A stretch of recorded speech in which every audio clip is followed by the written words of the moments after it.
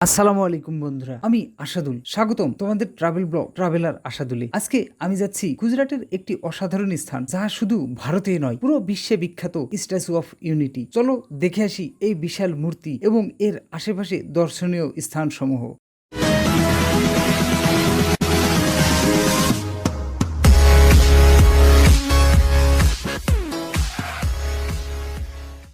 ভ্রমণ কেবল দৃশ্য পরিবর্তন নয়, এটি আমাদের মন এবং হৃদয়ের পরিবর্তন। নতুন স্থান, নতুন মানুষ এবং নতুন অভিজ্ঞতা আমাদের ব্যক্তিগত সমৃদ্ধ করে এবং আমাদের মানসিকতার পরিবর্তন করে। ভ্রমণ আমাদের দৃষ্টিভঙ্গিকে প্রসারিত করে এবং আমাদেরকে একটি বৃহত্তর এবং আরো সমৃদ্ধ জীবনের স্বাদ দেয়। টানা 20 দিন গুজরাটের ভাপি ও সুরাটে থাকার পরেও শীতের প্রকোপটা ঠিক ততটা বুঝতে পারেনি। আজকে হাড়ে হাড়ে যতটা টের পেয়েছি, কেননা এই শহরে বা গুজরাটে শীতের কাল হলেও এখানে শীত মূলত সেই ভোরবেলা বা সকালের দিকে পড়ে। গেল টানা 20 দিনের মধ্যে একদিনও হয়তোবা সকাল 10টার আগে ঘুম থেকে ওঠা হয়নি। আজকে ঘুম থেকে উঠতে হয়েছে সকাল 5টা নাগাদ, কেননা সকাল 6:30 সুরাট বাস স্ট্যান্ড থেকে আমার একতানগর কেভেডিয়া যাওয়ার বাস ছিল, যে বাসটি আমাকে একতানগর বা স্ট্যাচু অফ ইউনিটির যে বাস পিক আপ পয়েন্ট ও টিকিট কাউন্টারের কাছে নিয়ে নামাই দিবে। সেখান থেকে বাস পাওয়া যায় ব্যাটারি চালিত, সে বাসগুলো নিয়ে যায় স্ট্যাচু অফ ইউনিটির প্রবেশ দরজার কাছে। সুরাট থেকে একতানগর যাওয়ার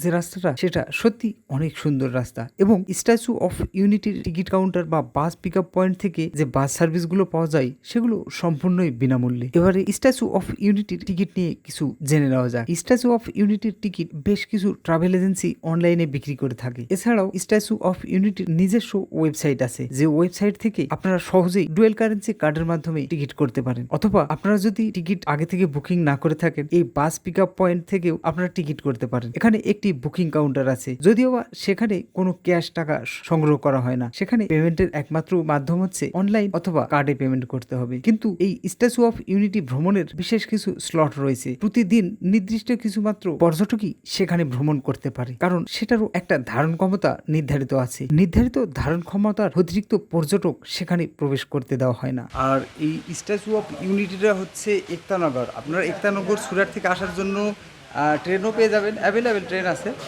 তবে ইকতানগর ডিরেক্ট কোনো ট্রেন নাই সুরাট থেকে আপনাকে আসতে হবে বাদুধারা, আবার বাদুধারা থেকে ট্রেন ভাঙিয়ে আসতে হবে একতানগর রেলওয়ে স্টেশন। আর সুরাট থেকে একতানগর ডিরেক্ট বাস আছে, যার ভাড়া 165 টাকা বা এরকমই আর কি আশেপাশে। কালকে আমি বিকেলবেলা একতানগর আসার বাসের টিকিটটা আমি আগে থেকে বুকিং করছিলাম, কারণ আমি স্টেশনে এসে খোঁজ করছিলাম যে আসলেই কোনো ট্রেন পাওয়া যায় কিনা। তো ট্রেন আছে, হয়তো বা শিডিউলে মিলছে না, কারণ আবার ট্রানজিট। তো তাই সকালবেলা বাস চড়ি। বাস 7:20 নাগাদ ছেড়ে দেয় সুরাট বাস স্ট্যান্ড থেকে, এবং এখানে ওই প্রায় 10:30 নাগাদ আর কি পৌঁছি টিকিট কাউন্টারে। তো বাসওয়ালাকে শুধু একটু বলে রাখবেন যে আমি স্ট্যাচু অফ ইউনিটি ঘুরতে যাব, তাহলে ওনারা একদম স্ট্যাচু অফ ইউনিটির কাউন্টারের সামনেই আপনাদেরকে নামাই দেবে। আর ভিডিওটি আসলেই শুরু করছি জঙ্গল সাফারি, যে স্ট্যাচু অফ ইউনিটির একটা আছে জঙ্গল সাফারি, সেই জঙ্গল সাফারি থেকে।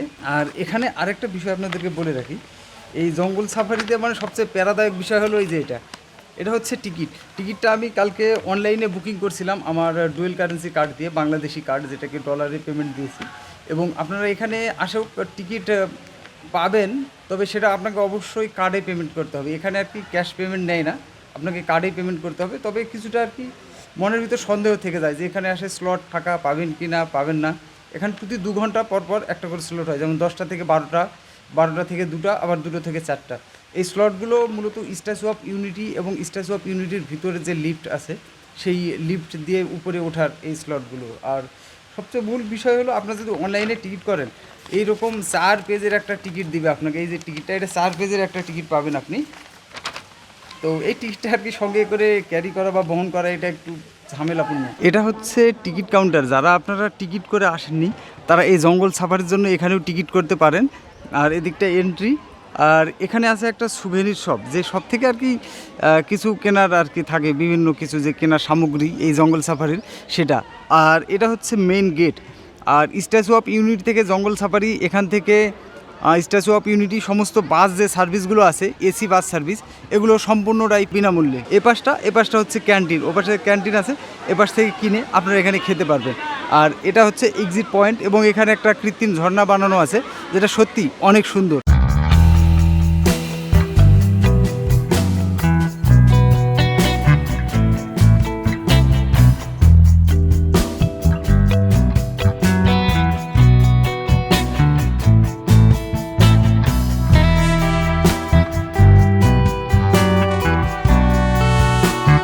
স্ট্যাচু অফ ইউনিটির যে জঙ্গল সাফারি পার্টি আছে সেটি এতটাই বড় যে যদি পায়ে হেঁটে কেউ দেখতে চায় একটা পুরো দিন বা তার থেকেও বেশি সময় লেগে যাবে। সেজন্য এটি দেখার জন্য এর ভিতর স্পেশাল ব্যাটারি চালিত বিশেষ কিছু গাড়ি রাখা আছে, যেই গাড়িগুলো তো কেটে পর্যটকদের সম্পূর্ণ জঙ্গল সাফারিটা ঘুরে দেখানো হয় এবং এর বিশেষ কিছু জায়গায় নামিয়ে দেওয়া হয়। সেগুলো দেখার পর আবার পরবর্তী গন্তব্যের জন্য গাড়িতে তুলে নেওয়া হয় এবং এটি অবশ্যই সম্পূর্ণ বিনামূল্যে, যার জন্য অতিরিক্ত কোনো টাকা পর্যটকদের পরিশোধ করতে হয় না বা দিতে হয় না। এখানে মূলত দেখুন লেখা আছে ইন্ডিয়ান লেপার্ড। তো ইন্ডিয়ান লেপার্ড আসলে কীরকম দেখা যাক। এই যে গ্লাস দিয়ে এই পুরো চিড়িয়াখানাটা আমি ঘুরছি, পুরো চিড়িয়াখানাটাই প্রায় আর কি গ্লাস দিয়ে ঘেরা আছে, এরকম আর কি গ্লাস। ও পাশে আছে, এই যে দূরে আছে, দেখতে পাবেন না হয়তো বা। আসলে এই কপালটা খারাপ বা দুর্ভাগ্যবশত কোনো বাঘ দেখতে পেলাম না। এখানে অনেকেই বসেছিল, এখানে কোনো বাঘ দেখতে পেলাম না, একদম শূন্য খাঁচা পড়ে আছে। আছে হয়তো বা কারণ কোথাও হয়তো বা আছে ঝোঁকে ঝাড়ে, কারণ এখন তপ্ত খরা আর দুপুরের রোদ। এখানে তাপমাত্রা বর্তমানে প্রায় 36°C চলতেছে এই মুহূর্তে। তারা সবাই বিশ্রাম নিচ্ছে। এখানে যে গ্লাসগুলো ব্যবহার করা হয়েছে মূলত এই গ্লাসগুলো ডাবল লেয়ারে প্রোটেকশান দেওয়া আছে। এই যে এপাশে হয়তো বা দেখতে পাবেন কিনা জানি না, এপাশে একটা প্রোটেকশন, ওই পাশে আর একটা প্রোটেকশন। আর এই গ্লাসগুলো মূলত আর কি খুব শক্তপোক্ত। নিরাপত্তা ব্যবস্থার দিকে যদি বলা যায় খুব জোরদার, কারণ এপাশে বাঘ থাকবে, এক পাশে মানুষ। এই যে যেমন এখানে আছে জাগুয়ার, এটা হলো জাগুয়ারের লেখা আছে। আর এখানে কোন প্রাণী কোন বেদিতে বা ভ্যালিতে রাখা আছে সেটা এই বোর্ডগুলোতে ডিরেকশন করে দেওয়া আছে। নাও এবার কি, এবার হচ্ছে এই যে Bengal tiger, royal Bengal tiger, আমাদের জাতীয় প্রাণী। দেখা যাক আসলে এই বাঘের সঙ্গে দেখা হয় কিনা। যদি দেখা হয়ে যায় তাহলে তো ভালো, দেশি লোকের, অন্তত দেশি একটা লোকের সঙ্গে দেখা হবে। এটাই হচ্ছে মূলত রয়্যাল বেঙ্গলের যে খাঁচাটা। এটা হচ্ছে ইন্ডিয়ান রক পাইথন। দেখা যায় কিনা রক পাইথন, ওই যে দূরে একটা আছে রক পাইথন, এটাই হলো ইন্ডিয়ান রক পাইথন। ভাই এটা হলো বাল পাইথন। বাল পাইথন কোথায় ভাই তুমি, দেখি একটু। নাই, আসলে বাল পাইথনকে অনেক খোঁজাখুঁজি করলাম, বাট এখানে পাওয়া গেল না। বাল পাইথন হয়তো বা মারা গেছে, সেজন্য এখানে রাখা হয়নি। তবে দেখা যাক পরবর্তী আকর্ষণ অন্য কোনো আছে কিনা আর পাইথন। এটাই হলো সেই বিখ্যাত সাপ রাসেল ভাইপার। রাসেল ভাইপার আসলে দেখা যাচ্ছে না, হয়তো বা আছে, কিন্তু এই জায়গাগুলো এমনভাবে আসলে তৈরি করা হয়েছে যেন প্রতিটা প্রাণীর আর কি বসবাস উপযোগী করে তোলা হয়েছে। সে যেমন পরিবেশে থাকতে পছন্দ করে, যেমন এই সাপ দেখুন ঝোপঝাড় থাকতে পছন্দ করে, তার জন্য ঝোপঝাড় করে রাখা হয়েছে।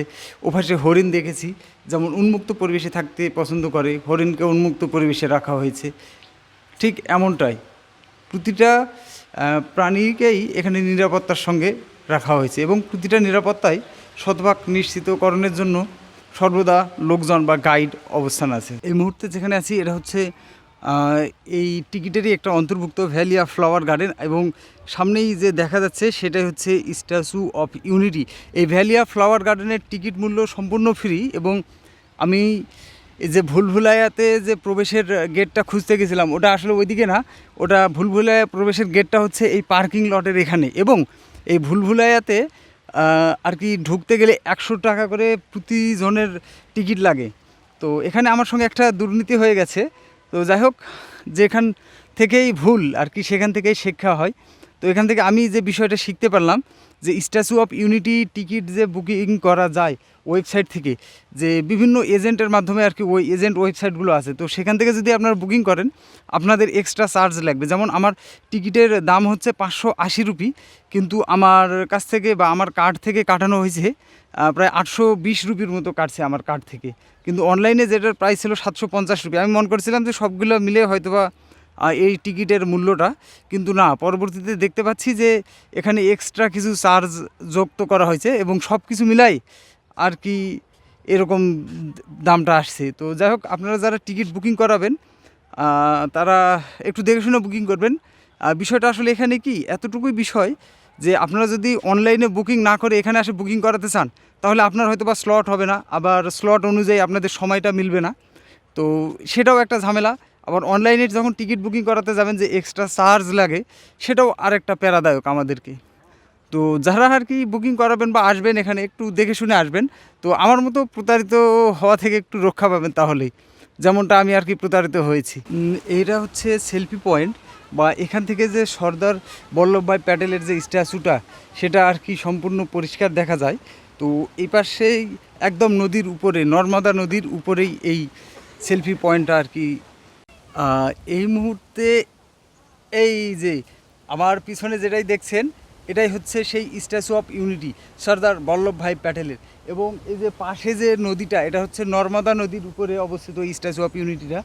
এবং নর্মদা নদীটা এই মুহূর্তে সম্পূর্ণটা শুকিয়ে গেছে, কেননা ওপাশে একটা বাঁধ আছে, যে বাঁধ নেই আসলে এই স্ট্যাচু অফ ইউনিটিটা নির্মিত। তো ওই বাঁধটা বন্ধ করে দেওয়া আছে, হয়তো বা বাঁধের বা এখানে কোনো একটা নির্মাণ কার্য চলতেছে, যেরকমটা আমি শুনছিলাম আসার সময়। তো বলছে এখানে একটা কাজ চলতেছে, যার ফলে এটা সম্পূর্ণ বাঁধটা বন্ধ করে দেওয়া আছে, আর এই নদীটা বর্তমানে বন্ধ। আর এই বাঁধের পিছনেও একটা ঘটনা আছে, যেমনটা এই নদীটা 3টা প্রদেশের উপর দিয়ে চলে গেছে। এক হলো মহারাষ্ট্র, 2 হলো মধ্যপ্রদেশ, এবং 3 নম্বর হচ্ছে আপনার গুজরাট। তো যেহেতু এই 3 প্রদেশের উপর দিয়ে গেছে, তো এই বাঁধ নির্মাণটা বা নদীর পানি সংরক্ষণটাও ততটা সহজ ছিল না। তো বিভিন্ন কৃষকদের কথা চিন্তা করে বা কৃষকদের কথা ভাবে কিন্তু বিভিন্ন পর্যায়ে বা বিভিন্ন বেশ কয়েক বছর পর এটা আর কি বাঁধটা নির্মাণ করা হয়। এই স্ট্যাচু অফ ইউনিটির পাশে বা এই সেলফি পয়েন্টটাতে যে বাতাসটা বইছে, বাতাসের শব্দটা হয়তো একটু একটু করে হচ্ছে, মানে এত সুন্দর বাতাস বইছে না, মানে মনে হয় যে পুরা ঘুম যায় এরকম একটা অবস্থা, পুরো শীতল অবস্থা, চারদিকে এত গরম। এই মুহূর্তে তাপমাত্রা প্রায় 41 ডিগ্রির উপরে চলতেছে তাপমাত্রা, আমি একটু আগে দেখলাম। আর এ পাশটাতে দেখেন কতটা সুন্দর বাতাস বইছে, একদম নিরিবিলি মনোরম পরিবেশ। আর যে ফুলের বাগান বা ফ্লাওয়ার গার্ডেনটা, এটা তো সত্যি একদম বিমোহিত করার মতো।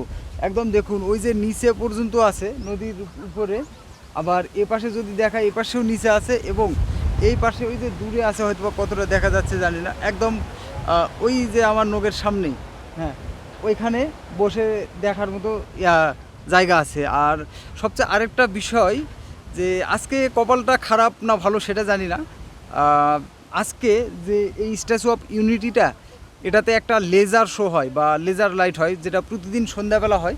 এটা সম্পূর্ণটাই ফ্রি, টিকিটের সঙ্গে অন্তর্ভুক্ত। এই যে লেজার শোটা ওখান থেকে বা পার্কিং যে লটটা স্ট্যাচু অফ ইউনিটির সামনে থেকে বসে দেখার মতো জায়গা আছে, আবার নদীর ওই পাশ থেকেও দেখা যায়, দুপাশ থেকে দেখা যায়। কিন্তু যেটা আজকে হবে না, কারণ কোনো কারণবশত যেটা আজকে বন্ধ আছে, আবার কালকে হবে। এবং এই স্ট্যাচু অফ ইউনিটিটা প্রতি সোমবার করে, রবিবার যে পরের দিন সোমবার, সেই সোমবার করে এই স্ট্যাচু অফ ইউনিটিটা বন্ধ থাকে। আপনারা যারা আসবেন একটু খোঁজখবর নিয়ে আসবেন যে লেজার শোটা চলছে কিনা। তখন আমি এই ভিডিও ডিসক্রিপশানে বা ভিডিওর নিচে এই মুহূর্তে যে স্ট্যাচু অফ ইউনিটির যে অফিসিয়াল নাম্বারটা সেটা দিয়ে রাখতেছি, আপনারা তাদের সঙ্গে একটু যোগাযোগ করে আসবেন যে লেজার শোটা আজকে আছে না বন্ধ আছে। এটাই হচ্ছে সেই নর্মদা নদী, যে নদীর ওপাশে আপনারা দেখতে পাচ্ছেন বাটারফ্লাই গার্ডেন, এবং এই যে এখানে হলো ক্যাকটাস গার্ডেন। এই যে বাটারফ্লাই গার্ডেন এবং ক্যাকটাস গার্ডেন, এবং পাশেই হচ্ছে সেই ড্যামটা, যে ড্যাম দিয়ে আর কি একটা বাঁধ নির্মাণ করা হয়েছে। এই বাঁধটা ওই পাশে বাটারফ্লাই বা গার্ডেন বা ক্যাকটাস গার্ডেন যাইতে আপনাকে বাস পাইবেন আপনারা, সেটা হচ্ছে স্ট্যাচু অফ ইউনিটির সামনে থেকে। এবং এই বাসের জন্য আলাদা পেমেন্ট করতে হবে বা টিকিট করতে হবে, বাটারফ্লাই গার্ডেনের জন্য টিকিট করতে হবে, ক্যাকটাস গার্ডেনের জন্য আলাদা টিকিট করতে হবে। তো বাসের ভাড়া বললো 50 রুপি, বাটারফ্লাই গার্ডেন 50 রুপি, এবং ক্যাকটাস গার্ডেন 50 রুপি। তো আপনারা যারা যাবেন একটু সময় করে যাবেন, কারণ ঘুরতে অনেক ভালো লাগবে ঘুরলে। আর আমি যাচ্ছি না বা যাওয়া হচ্ছে না আমার এই জন্যই যে আমার সময় খুব কম, কারণ আমি দুপুরে এখনও খাওয়া দাওয়া করিনি। দুপুরে মাত্র কলা নিয়েছি, এখানে 6টা কলা নিলাম 30 টাকা দিয়ে। 6টা কলা নিয়েছি, 1 বোতল পানি নিয়েছি, পানি খাবো, আপাতত কিছুটা ক্ষুধাটা নিবারণ করব, এবং এরপরে দুপুরে লাঞ্চটা সারবো।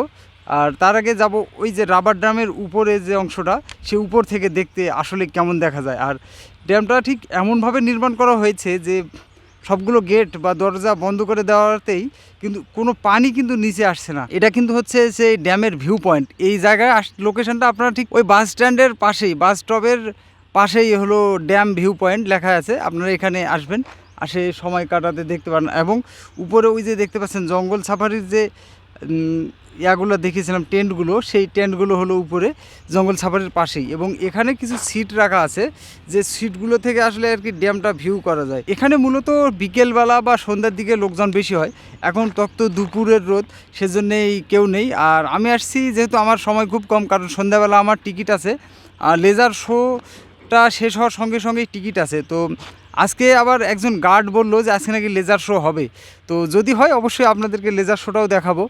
তো সঙ্গে থাকুন। আসলে আর কি মূলত সব কিছু তো বলা যায় না শিওর করে, সব কিছু ভাগ্যের উপর। ভাগ্য যদি ভালো থাকে অবশ্যই লেজার শোটা দেখতে পাবো, আর যদি ভাগ্য ভালো না থাকে তাহলে অবশ্যই লেজার শোটা মিস করব। তো আমি চাই না আসলে এই লেজার শোটা মিস হোক, আমি সর্বদাই চাচ্ছি যে লেজার শোটা যেন দেখতে পারি। সর্দার সরোবর ড্যামে, যে ড্যামের পাশে যে রাস্তা, সর্দার সরোবর যে view point, dam view point নিচে, সেই ড্যাম ভিউ পয়েন্ট থেকে অটো পাওয়া যায়। অটোগুলা, রিক্সাগুলা 50 রুপি করে ভাড়া নেয়, অল্প একটু রাস্তা। তো যাই হোক 50 রুপি দিয়ে আসছি যে ড্যাম ভিউ পয়েন্টে।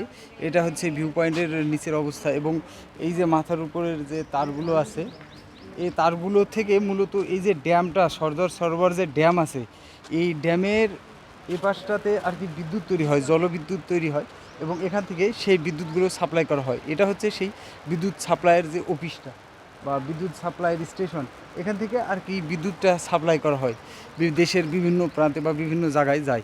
এবং এখানে একটা ভিউ গ্যালারি আছে, যে গ্যালারিতে আসলে আর কি যে এই ড্যামটা মেইনটেনেন্স বা তৈরি করার সময় যে সমস্যাগুলোর সম্মুখীন হয়েছিল বা এর ভিতরের যে পার্টগুলো আছে সেগুলোর কিছু ছবি বা কিছু ফটো এখানে স্টোর করে রাখা আছে। যেমন এই যে ফটোটা, এই ছবিটা, এটা যখন এই ড্যামটা ম্যানুফ্যাকচারিং হচ্ছিল বা তৈরি হচ্ছিল ঠিক তখনকার, এবং এটাও ঠিক তখনকার। এখানে লেখা আছে birds view of dam structure. এটা যখন কনস্ট্রাকশনের কাজ চলছিল আগস্ট মাসে 2015 সালের ছবি, সেই ছবিটা এখানে তারা স্টোর করে রাখছে। এখানে এক আন্টির সঙ্গে আসে পরিচয় হলো, যে উনি গুজরাটি লোকাল। তো উনি এই মুহূর্তে আমার ভিডিওতে, তো উনি বলবেন আসলে যে गुजरातेर फेमस खाबार कौन सा। तो पहले ये बताएं हम लोगों को, जो गुजरात का फेमस फूड कौन सा है? गुजरात का फेमस फूड ढोकला, देवरा, हांडवा और उंदिया। হ্যাঁ, এই ধোকলার নামটা আমি এর আগেও শুনছিলাম, যে গুজরাটের ফেমাস ফুডের নাম হলো ধোকলা। पत्तरवेली। হ্যাঁ, পাতারবেলি।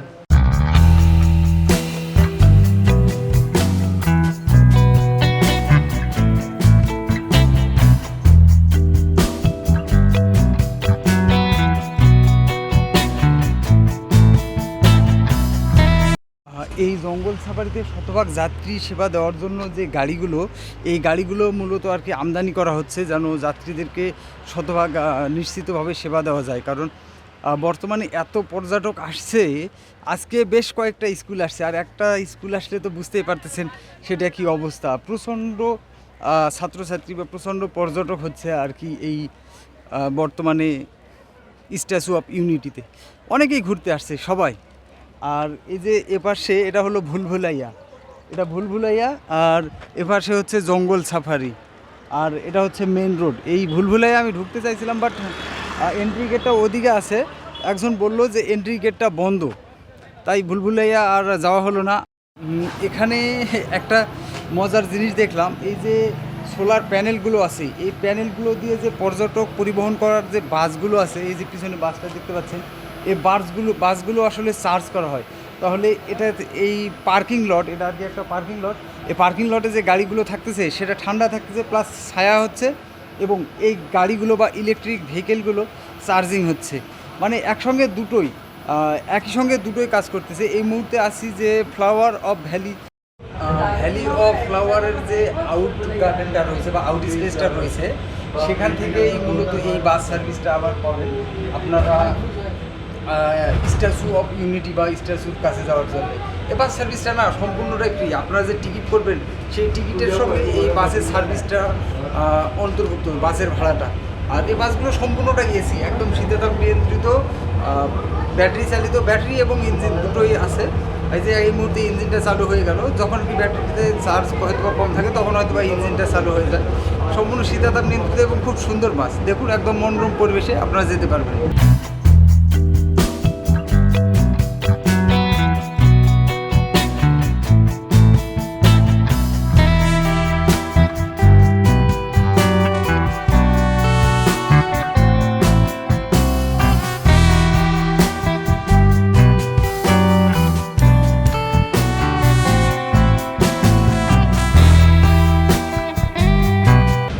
আর কি চোখ মুখের অবস্থা খুব একটা ভালো না, সারাদিনের যে ক্লান্তিটা শেষ করে আপনারা যে আসবেন এই বাসটাতে সত্যি একদম প্রাণটা জুড়িয়ে যাবে। আর এই মুহূর্তে স্ট্যাচু অফ ইউনিটিতে কথা বলতে বলতেই প্রবেশ করলাম, আর এখান থেকে নেমে হয়তো দুপুরের একটু খাওয়া দাওয়া করবো, করে স্ট্যাচু অফ ইউনিটিতে একদম প্রবেশ করবো। আর কারণ স্ট্যাচু অফ ইউনিটিতে প্রবেশ করলে সেখান থেকে বেরিয়ে একদম সোজা ট্রেনের উদ্দেশ্যে রওনা দেবো। খাবার জীবনের অন্যতম মৌলিক চাহিদা। প্রতিটা মানুষের বেঁচে থাকার জন্য খাবার অত্যন্ত জরুরি উপাদান। আর তাই বাস থেকে নেমে স্ট্যাচু অফ ইউনিটির সামনে আমি দুপুরের লাঞ্চটা সেরে ফেলি। দুপুরে লাঞ্চ সারার পর আমি স্ট্যাচু অফ ইউনিটির ভেতরে প্রবেশ করি এবং সেখান থেকে ভিউইং গ্যালারি এবং লিফট, আবার সেখান থেকে বাসে চড়ে একতানগর স্টেশন, এই সব কিছুই ভিডিও আসছে পরের পর্ব দেখার আমন্ত্রণ জানিয়ে আজকের মতো এখানেই বিদায় নিচ্ছি। সকলেই ভালো থাকবেন, সুস্থ থাকবেন। আল্লাহ হাফেজ।